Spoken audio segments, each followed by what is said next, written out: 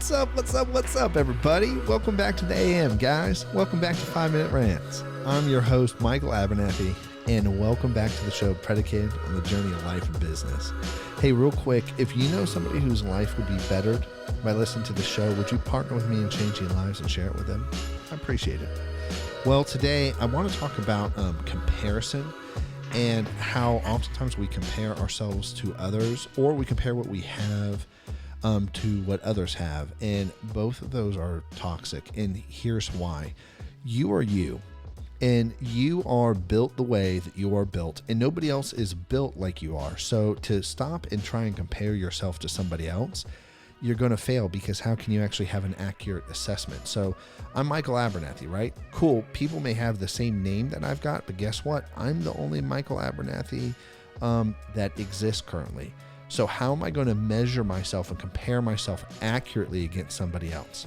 Now, I'm not saying that you can't stop and go, awesome, they're a better leader than I am because of these reasons, and I'm falling short over here, and these are areas that I need to change and work on. There's nothing wrong with that.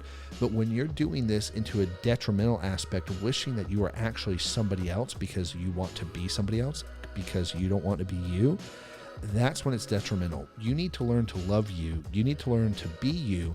And then you need to learn to take action for yourself, not to be somebody else. Oftentimes we take actions to be somebody else. I'm not made to be somebody else. I'm built to be me. You're not built to be somebody else. You're built to be you. And stop taking actions to become somebody else. Take actions to be you, the best version of you. That's not somebody different. That's you who has changed, who has grown, who has improved.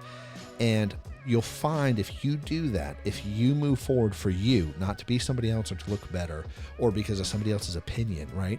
If you do it for you, you will find how radically peaceful and better life gets, right? You start removing all this excess fear, worry, and there's this whole thing called codependency. If you don't know what it is, I encourage you to go look it up.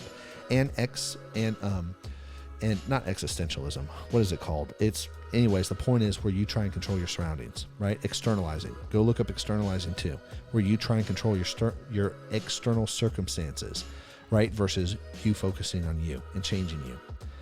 And if you do that, you will watch.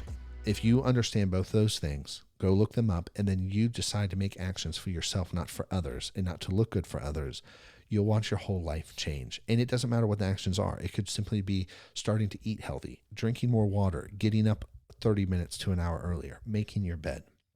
When you start keeping your promises to be the person that you said you were going to be, that's when life really begins to change and everything becomes exponentially better in your life.